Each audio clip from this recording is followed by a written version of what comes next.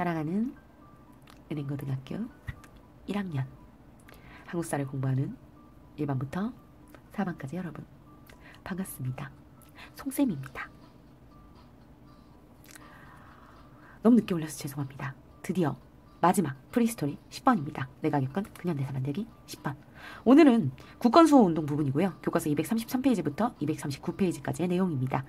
국권수호운동은 우리나라를 지키고자 하는 많은 사람들의 노력이라고 생각하시면 돼요. 그래서 사실은 이 부분 수업할 때마다 선생님은 좀 많이 마음이 좀 힘들어요. 감정이입이 쩔기 때문에 진짜 좀 힘들어요. 왜냐면 결과를 알고 있잖아요. 정말 10년 동안 엄청나게 노력을 해서 우리 역사를 지키기 위해서, 우리나라를 지키기 위해서 그렇게 노력을 했음에도 안타깝게도 병탄당하는 모습을 지켜만 봐야 되는 게 좀 가슴이 아픕니다. 그러나 우리가 가만히 당하고만 있지 않았다는 걸 꼭 아셔야 될 것 같아서 이 부분만큼은 수업을 제대로 해보고자 합니다. 우선은 지난 시간에 공부했었던 국권 피탈 과정을 좀 정리를 다시 한번 해볼게요. 자, 1904년 고종이 국외 중립 선언을 하게 됩니다. 우리는 일본 쪽도 러시아 쪽도 아니다 라고 하는데, 이 러일 전쟁이 일어나게 되죠. 결국엔 일본 쪽도 러시아 쪽도 아니라고 했으나 그것을 정말 우습게 한다는 듯이 일본은 한일의정서라는 걸 맺게 됩니다. 한일의정서의 내용은요, 우리나라에 필요한 땅을 일본이 군사적 요충지가 될 만한 땅을 마음대로 쓰겠다는 내용이었죠. 그도 모자라서 6달 이후에는요, 제1차 한일협약을 맺게 됩니다. 제1차 한일협약을 통해서 우리나라에 내정 간섭을 위한 고문을 파견하게 되죠. 외교 고문으로는 미국인 스티븐스가 파견이 되고요. 그리고 재정 고문으로 일본인 메가타가 파견이 됩니다. 자, 그리고 나서 러일 전쟁이 끝났어요. 일본이 신났죠. 그래서 외국으로부터 조선은 내꺼 하고 찜꽁을 하기 시작합니다. 자, 그래서 찜꽁을 하는데 사실상 한일정서, 아니 러일 전쟁이 시작되기도 전에 1902년에 영국으로부터는 제1차 영일동맹으로 우방국가를 다져놨었어요. 그리고 러일 전쟁이 끝나고 난 다음에 보란듯이 미국과 가스라 테프트 밀약을 맺고 2차 영일동맹으로 한 번 더 국권이 다집니다. 그리고 마지막으로 러시아와 강화 조약을 맺죠. 포츠머스 조약입니다. 이를 통해 한반도는 우리 일본 거다라는 걸 명실공히 세계 만방에 알리고 난 다음 맺은 조약이 바로 이 을사늑약입니다. 을사늑약, 제2차 한일협약이라고도 부르죠. 공식적인 명칭이 없었기에 우리에게는 을사늑약으로 좀 더 알려져 있는데요. 늑약이죠. 네, 강제로 맺었고 명칭과 제목도 없었습니다. 그죠? 고종의 제가도 얻지 못했고 서명을 했었던 대신들은 위임을 받지도 못했습니다. 비준이 된 적도 없고요. 이런 말도 안 되는 을사늑약은 조선의 외교권, 아니 조선이래, 대한제국의 외교권을 박탈을 했고요. 또 하나 통감부를 설치해서 내정을 급격하게 간섭을 하게 됩니다. 을사늑약에 대한 반발로 고종은 죄송해요. 네덜란드 헤이그에서 열렸던 만국평화회의에 헤이그 특사를 파견하게 됩니다. 그래서 을사늑약의 무효임을 알리려고 했지만 사실 들어먹히질 않았죠. 오히려 이게 빌미가 되어서 고종은 강제 퇴위를 당하게 되고요. 순종이 즉위하게 됩니다. 고종을 강제 퇴위한 것도 모자라서요. 한일신협약, 우리에게 정리조약으로 알려져 있는 이 한일신협약을 맺어서요. 우선은 일본인 차관을 파견하기 시작해서 차관을 통해 내정을 좀 더 간섭하기 시작했고, 하나 더 군대를 해산시킵니다. 기후각서를 통해서는 사법권을 박탈하고요. 경찰권도 박탈하더니 경술국지 1910년 8월 29일 한국 강제 병합조약을 맺어서 일제 강점기가 시작되게 되죠. 너무나도 가슴 아픈 기껏해야 종이쪼가리 몇 장으로 우리의 국권이 피탈당하는 것 같았을 텐데요. 사실 우린 가만히 있지 않았습니다. 자, 일본의 침략에 대항하는 두 가지 모습이 나타나는데요. 일본의 침략을 물리치자. 자, 어떤 식으로 나타나냐면 그때 당시 사람들의 만화를 통해서 살펴보죠. 아이고.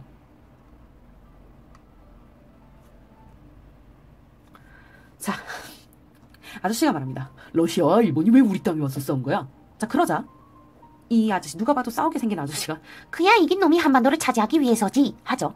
자, 아저씨가 전쟁에 승리한 일본이 통감까지 파견한다는데 그럼 우리나라가 망하게 되는 거야. 가만히 보고 있어서는 안 되지. 나는 총을 잘 쏘니까 의병부대에 들어갈 거야. 자, 아저씨 말하길 우리 의병들이 저 막강한 일본군을 이길 수 있을까? 괜히 소중한 목숨만 버리는 거 아니야? 난 일본을 따라잡으려면 근대 학문을 더 공부해서 실력을 쌓아야 한다고 봐. 라고 얘기하죠. 너무나도 극명한 두 사람. 사실은 VS는 아니고요. 서로 보완하는 관계였겠죠.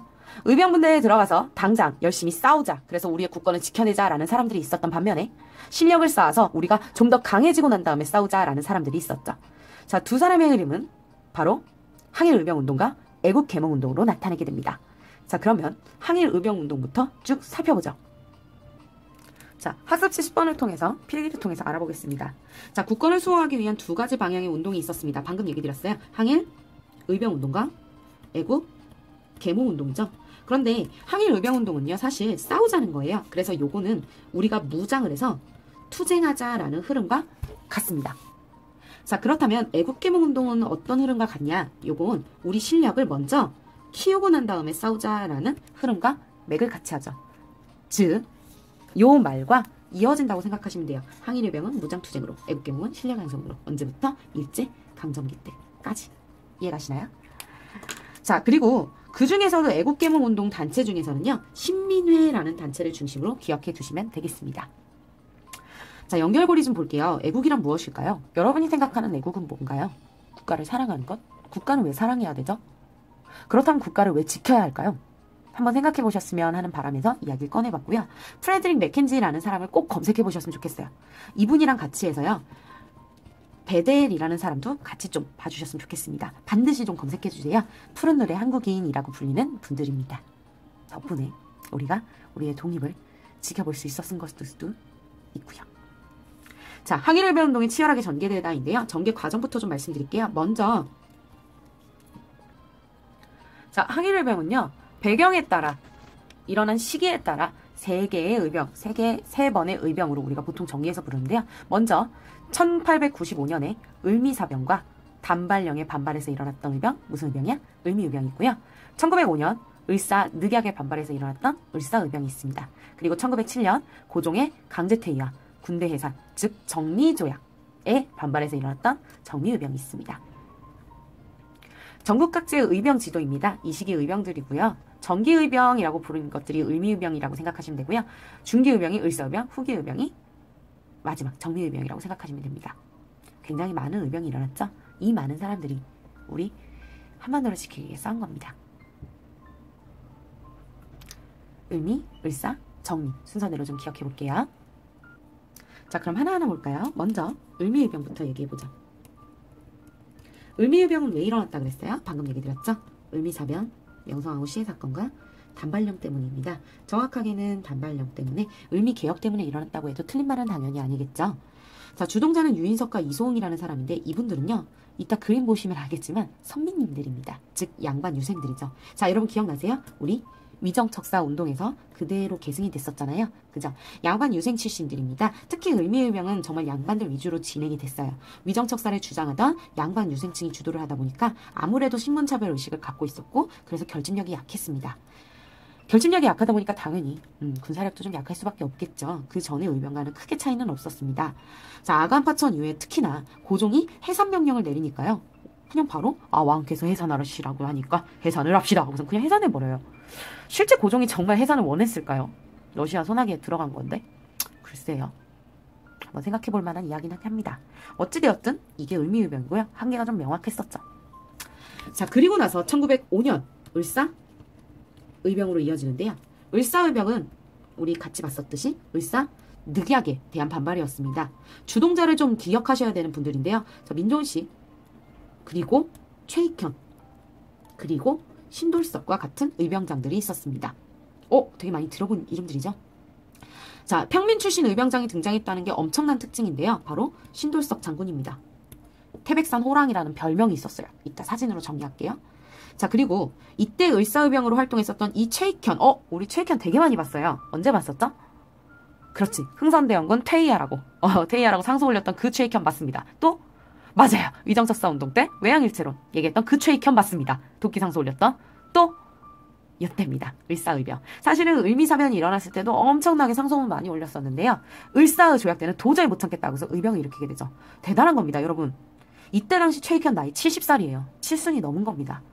진짜 노령의 몸을 이끌고 을사의병을 이끌었었으나 을사의병이 나중에 잡혀서요, 결국에는 쓰시마섬, 즉 대마도라는 곳으로 압송이 됐고요.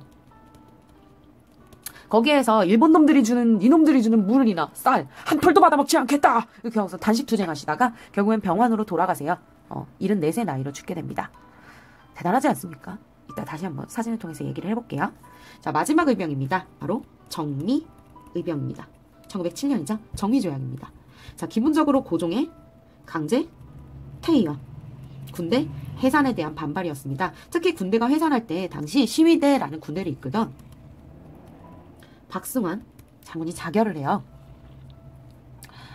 요 장면이 미스터 션샤인이라는 드라마에 아주 드라마틱하게 잘 그려졌다 그러더라고요. 혹시라도 영상 구하면 수업 시간에 보는 걸로 하겠습니다. 자, 그래서 이를 통해서 정미의병이 촉발되게 되는데요. 이인영 장군과 허희 장군이 굉장히 유명한 대대장이었고요. 특징이 그래서 너무너무 명확합니다. 자, 해산을 당했잖아요, 군대가. 군대가 해산을 당했다면 이 해산당한 군인들은 무엇을 할까요? 맞아요. 의병에 합류합니다. 해상군인이 합류하게 되면서요. 조직력과 전투력이 무지하게 강해지게 됩니다. 실제로 군사훈련을 받은 사람들이 함께하게 되니까요. 자, 그래서 이쯤 되면요. 연합부대, 전국의 크게 연합부대를 결성할 수 있는 힘이 생긴 거야. 그래서 13개 도의 창의 군이라는 연합부대를 결성을 하게 되고요. 13도 창의군이라고 부릅니다. 13도 연합부대를 만들어서요. 어디로? 서울에 있는 일본군을 치고 우리의 경복궁에서 우리 고종을 구해오겠다라는 서울 진공작전을 전개하려고 합니다. 게다가 각국 공사 간에 국제법상 교전단체로 인정할 것을 요구하기도 해요. 그래서 정말 우리를 군대로 인정을 해달라. 우리는 군인이다. 라면서 그냥 의병이 아니라 군인이다라는 걸 인정해달라라는 교전단체로 요구하는 요구문을 보내기도 하죠. 경문도 보내고요. 그러나 서울 진공작전은 실패로 돌아갑니다. 이유는 조금 이따 같이 살펴볼게요. 자, 결국 이렇게 의병 활동이 진행이 되면서 특히 이 13도 창의군까지 만들어지는 걸 보더니 일본이 얘네들 가만두면 안 되겠구나 하고서는 남한에 있는 의병들을 대토벌하는 남한 대토벌 작전을 펼치게 됩니다. 특히 의병은 대부분이 호남 지역, 그러니까 전라도 지역에서 많이 일어났었거든요. 그래서 이 호남 지역 의병부대의 근거지가 될 만한 촌락과 가옥을 초토화하고요. 양민들을 학살하게 되면서 의병을 초토화시키죠. 살아남은 의병들은 만주나 연해주 등지로 이동을 하게 되면서요. 독립군으로 활동을 하게 됩니다. 일제강점기 그래서 무장 독립전쟁의 밑거름이 되어주죠. 즉 무장투쟁, 항일 무장투쟁의 밑거름이 된 겁니다. 이게 의병입니다. 자, 먼저 사료를 통해서 좀 정리해볼게요. 자, 첫 번째 사료 볼게요. 우리 국모의 원수를 생각하면 이미 이를 갈았는데 라고 얘기합니다. 국모의 원수 무슨 얘기일까요? 맞아요. 의미사면 얘기고요. 우리 부모에게서 맞은 머리털을 풀베듯이 베어버리니 요건 뭘까요? 맞아요. 단발령 얘기죠. 그럼 이거 무슨 의병일까? 맞아요. 의병입니다. 유인석 보이시죠? 자, 머리를 깎이고 의복을 바꾸니 나라의 풍속은 오랑캐로 변했고요. 국모를 시해하고 임금을 협박하니 갑오을미의 원수를 갚지 못하였다라고 얘기 나가는 거 보니까 의병 맞죠? 자, 두 번째 칸 사려 볼게요. 오호라! 작년 10월에 저들이 한행이는 하고 나오네요. 망고의 일찍이 없던 일로서 억압으로 한 조각의 조잉이에 조인하여 500년 전에 오던 종묘사직이 하룻밤에 망했다라고 얘기하죠. 자, 여러분. 정확하게 국권이 피탈당한 건 아니지만 사실 외교권이 박탈당한 것만으로도 국권 피탈과 똑같다고 말씀드렸죠. 그래서 늑약의 한과하는 을사의병에 대한 얘기입니다. 작년 10월, 양력으로는 11월이었잖아요. 그래서 11월에 맺어진 을사조약에 대한 얘기고요. 바로 최익현 선생님이 한 말이죠. 자, 마지막. 해외에 우리 동포여, 해외에게 경문을 보내고 있네요. 우리는 단결하여 우리 조국을 위해 몸을 바쳐 우리 독립을 회복해야 합니다. 자, 첩자들, 협력분자들, 야만적인 군대를 제거하겠습니다. 라고 얘기하죠. 해외 동포에게 이인영이 보낸 경문입니다. 정미의병 빼고요. 자, 의병투쟁의 맥켄지가 자유를 위한 한국의 투쟁에 실어놓은 글입니다. 자, 맥켄지라는 사람은요, 이분 프레딩 맥켄지는요, 캐나다 사람인데요, 영국의 신문 기자였습니다. 영국 데일리메일의 신문 기자로서 우리나라의 특파원으로 와서요, 우리 조선 대한제국과 러일전쟁 그리고 3.1운동까지 취재를 했죠. 그래서 그가 쓴 책에는 의병에 대한 모습들이 잘 담겨 있었습니다. 그래서 맥켄지 부분은 조금 알아두셨으면 해서 말씀드립니다. 자, 을미의병부터 좀 볼까요? 명상후 시해사건 그리고 단발령의 한거에서요, 의병이 일어나게 되죠. 자, 이분이 유인석이고요. 확실히 을미의병을 주도했었던 유생입니다. 자, 을사의병입니다. 을사조약 때문에 일어났었고요. 최익현 선생님과 신돌석 장군입니다. 태백산호랑이라고 불렸던 이 신돌석 장군은 최초의 평민의병장 출신이었죠. 을사조약쯤 되니까 전 국민이 다 일어나게 됩니다. 근데 여러분, 평민의병장은 진짜 대단한 거예요. 의병장은요, 의병들, 자기가 이끄는 의병 부대에 숙식부터 시작해서 무기 이런 것들을 다 담당해야 돼요. 그러니까 사실은 평민이 할 수 있는 일이 아니에요. 돈이 없는 평민이. 돈 많은 부자들이나 사실은 의병장을 할 수 있었던 거야. 그래서 너무너무 대단합니다. 신돌석은. 진짜 전무후무 정말 대단한 거고요. 을사조약 때 되니까 이제는 전국 각지에서 일어나게 된 거죠. 자, 그리고 최익현 선생님입니다. 아이고, 미안. 최익현 선생님은 우리가 만났었던 그분 맞습니다. 자, 그런데 말씀드렸듯이 의병을 일으켰을 때 74살의 나이로 돌아가셨다 그랬죠? 쓰시마 섬에 강압적으로 유배당했을 때도 일본 애들이 주는 건 아무것도 먹지 않겠다라면서 단식 투쟁을 하시다가 병환을 얻고 돌아가시죠. 이게 보수예요, 여러분. 진짜 보수라는 건 최익현 선생님 같은 분을 말하는 겁니다. 정말이에요. 정말 대단한 분이었습니다. 그래서 죽음이 임박했을 때 자신의 유서에서 뭐라고 얘기했냐면요. 신의 나이 74살이오니 죽어도 무엇이 애석하겠습니까? 다만 역적을 토벌하지 못하고 원수를 갚지 못하며 국권을 회복하지 못하고 강토를 다시 찾지 못하여 4천년 화해 정도가 더럽혀지고 부지하지 못하고 삼천리 강토에 왕의 적자가 어육이 되어서 안타깝게도 그런 모습을 당함에도 구원하지 못하였으니 이것이 신이 죽더라도 눈을 감지 못하는 이유인 것입니다 하면서 죽을 때까지 대한제국의 아픔을 안타까워하면서 죽죠. 1907년 1월 1일 대마도 감옥에서 순국하게 되고요. 1월 5일에 나라에 돌아와서 지금은 충남 예산군에 이장되어 있습니다. 건국후천 대한민국장이 추서된 바 있고요. 권력에 굴하지 않고 부당하다고 생각되는 일에 저항해왔던 최익현 선생님을 좀 기억해 주셨으면 하는 바람에서 그분의 유서를 읽어봅니다. 자, 정미의병 때의 모습입니다.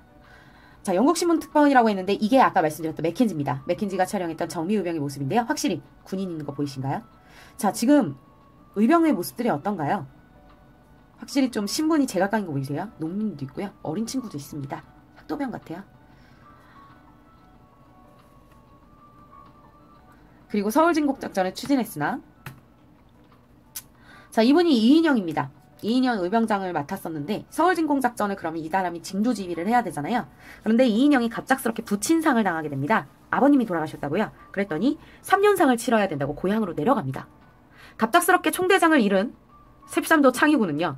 우왕좌왕하다가 이 부대장이었던 허위가 맡게 되는데 뭐 제대로 할 수가 없겠죠. 작전은 제대로 수행할 수가 없었죠. 작전을 다 짰던 사람은 이분인데요. 이인영 씨인데요. 그래서 결국에는 일본군에 괴멸을 당하게 되고요. 작전은 전혀 수행하지 못하고 정미의병도 와해되게 됩니다. 안타까운 부분이에요. 물론 그 당시 부친상 3년상을 하는 건 뭐 당시 아들로서는 너무 당연한 얘기죠. 그런데 글쎄요. 눈앞에서 대의가 이제 사라지는 모습을 보니까 좀 안타까운 장면입니다. 자, 일본은 이들을 가만히 두지 않고 남한 대토벌 작전을 통해서 토벌을 하기 시작했고요. 그때 당시 잡혔던 의병장들의 모습입니다.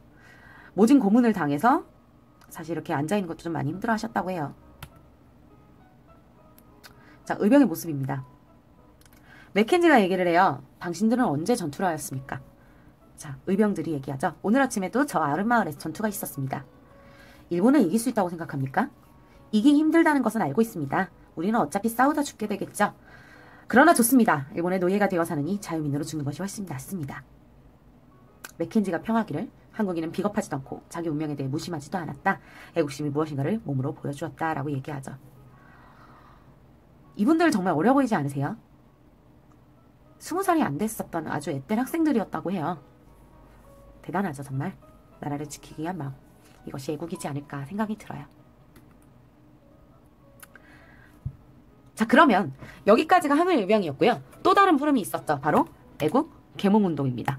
자, 애국 계몽운동은 단체를 좀 기억해 주시면 돼요. 단체. 자, 애국 계몽운동이라는 건요.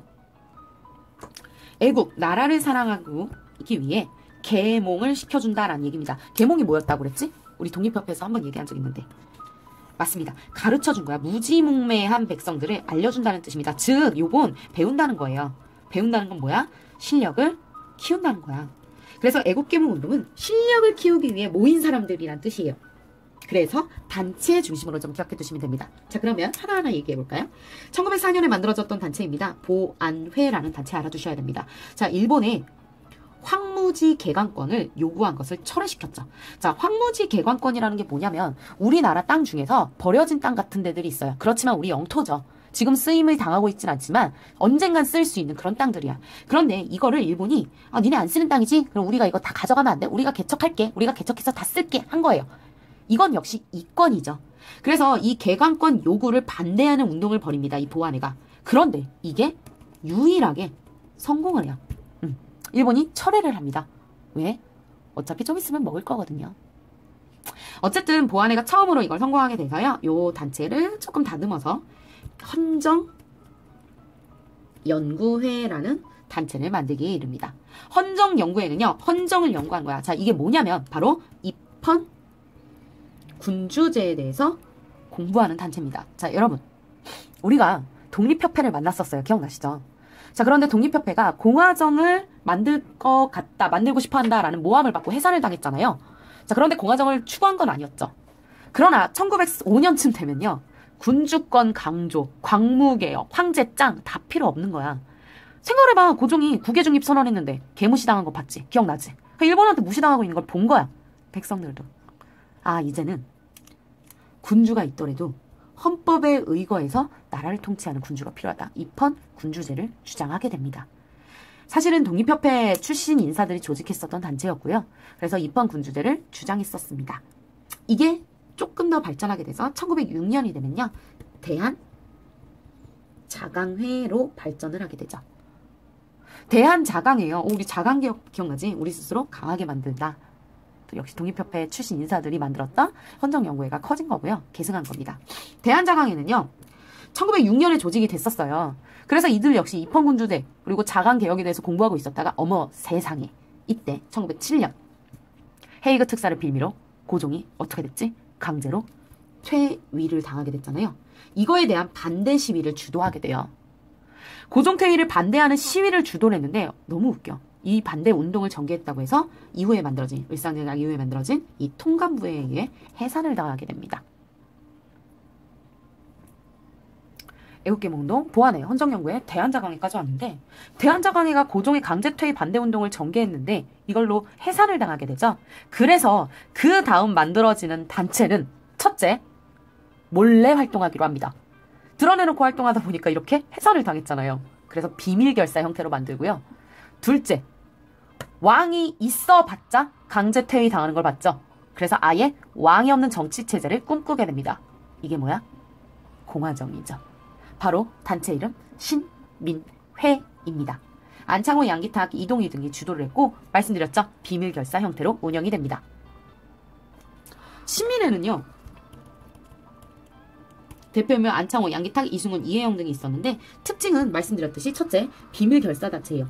자, 그리고 밑에 먼저 쓸게요. 목표 말씀드렸어요. 왕이 없는 정치체제를 꿈꾼다고. 그렇지. 공화정에 바탕을 둔 근대 국민국가를 건설할 것을 지향합니다. 그리고 하나 더. 자, 특징 첫 번째, 두 번째, 그리고 세 번째입니다. 중요해요. 애국개몽운동은요. 두 가지 흐름 중에 하나였죠. 싸우자? 아니, 실력을 먼저 키운 다음에 싸우자. 실력 양성 쪽이었죠. 그런데 유일하게 신민회만요.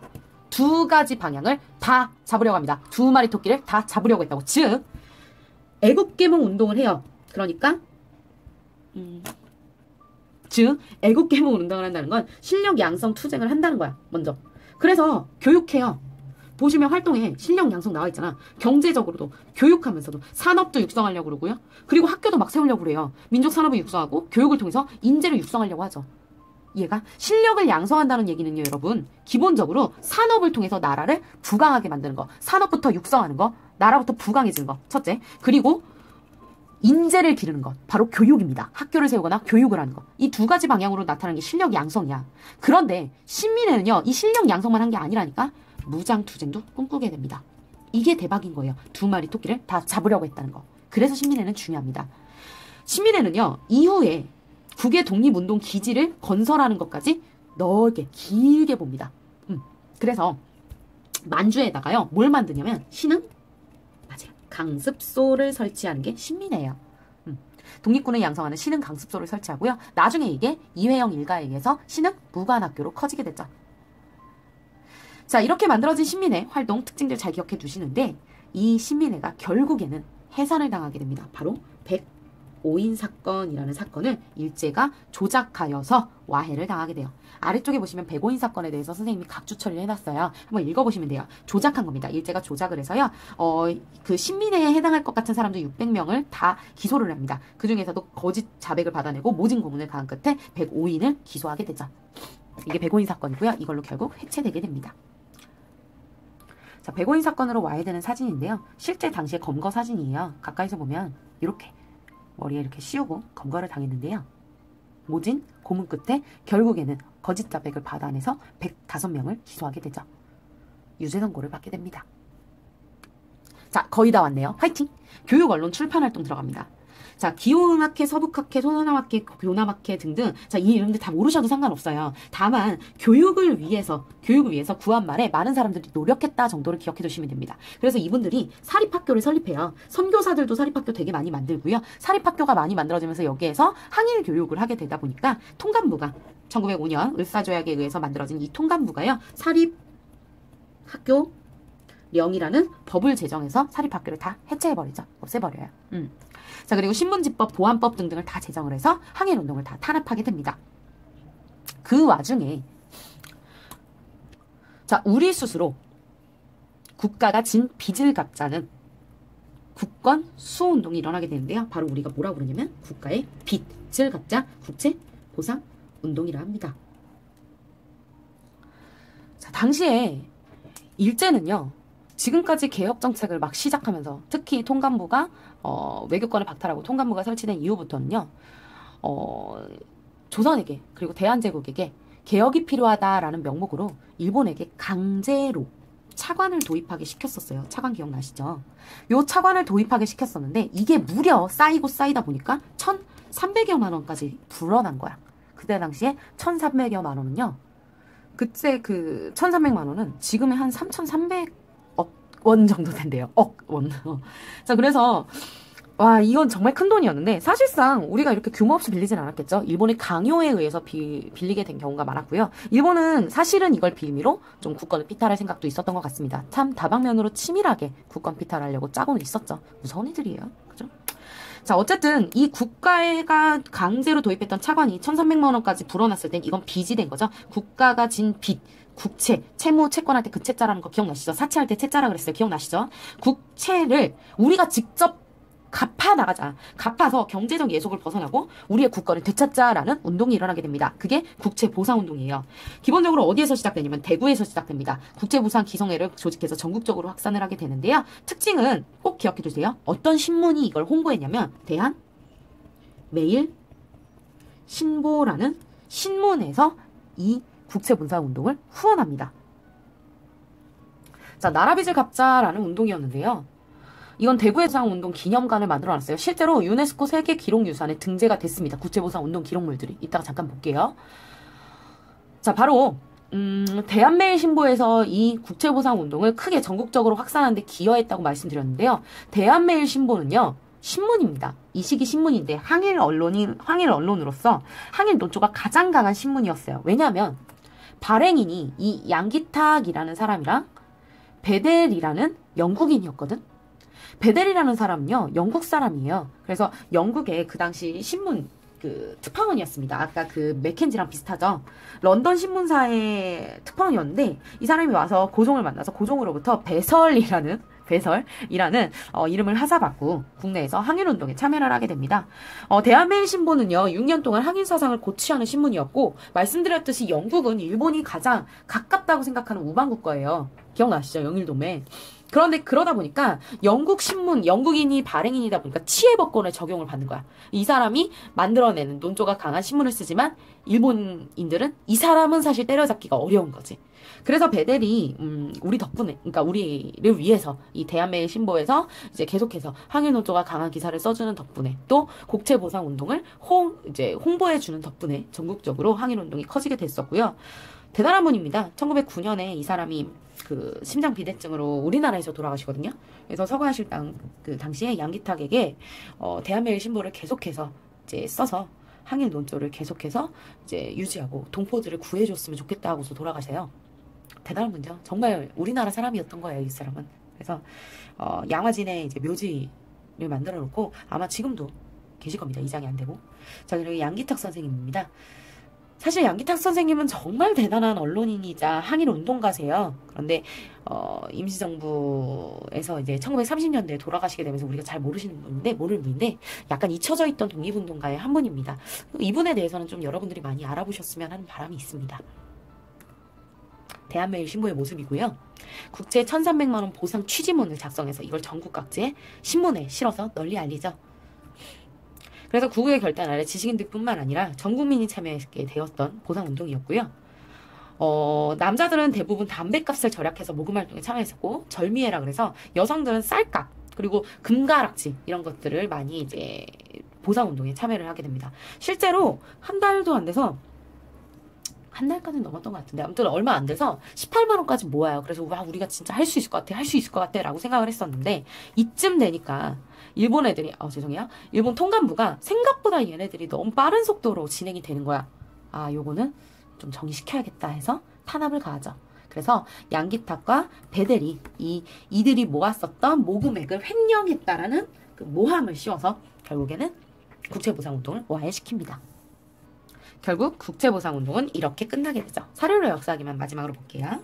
자, 첫 번째, 시민회는 무엇을 위하여 일어났는가? 백성의 풍습이 무지하고 부패하니 새로운 사상이 급하고 백성이 우매하니 신교육이 급하도다. 그래서 교육을 하자. 시민의 얘기죠. 자, 그런데 그래서 오산학교라는 학교도 만듭니다. 말씀드렸듯이 대성학교, 오산학교, 그리고 뭐 태극성은 자기회사 등등을 설립했었죠. 자, 그런데 여기에서 끝난 게 아니야. 남만주로 집단 이주하려고 그러고요. 청년동지를 모집 파견하고요. 학교를 세우고요. 무관학교를 설립하려고 했다라고 해서 신민회의 활동을 잘 말해주고 있죠. 자, 두 번째 사료요. 국채 1,300만 원을 하고 바로 보여주고 있죠. 그래서 국채 보상운동에 관련된 사료입니다. 사료로 역사하기 마지막인데요. 의병운동을 비판하는 애국개몽운동에 대한 얘기거든요. 보면 제군을 위해 충고함은 다른 것이 아니라 역시 애국의 성인이지만 그들이 정말 만약에 충이 우리나라를 위한 거라면 지금 눈앞의 치욕을 참고 국가의 원대한 개혁을 도모하여 병기를 버리고 각자 향리로 돌아가 농구는 농업을 하고 공장은 공업을 하고 산업에 저수하고 자산을 저축하고 자재를 교육하고 즉 실력 양성에 힘을 보태라 라고 얘기하면서 의병을 비판하고 있죠. 실제로 당시에 애국개몽운동 계열과 항일의병운동 계열은 사실 친하지 않았었어요. 그래서 신민회가 사실은 좀 중요한 단체인 겁니다. 이런 모습들이 잘 보인 적이 없거든요. 자, 그렇게나 지키고 싶었던 우리나라를 결국엔 1910년 강제 병탄조약으로 일제에 강제로 병합당하게 됩니다. 자, 여기까지가 국권수호운동 부분이었습니다. 정말 많이 길었죠. 그런데 내용이 진짜 많았고요. 그리고 사실은 이 부분은 좀 여러분들이 감정이입해가면서 공부했으면 하는 바람으로 좀 길게 얘기해 보았습니다. 잘라서 들으셔도 상관없어요. 근데 공부하시는데 좀 참고하셨으면 해서 영상을 올립니다. 너무너무 수고하셨습니다. 수업 시간에 만나요. 안녕.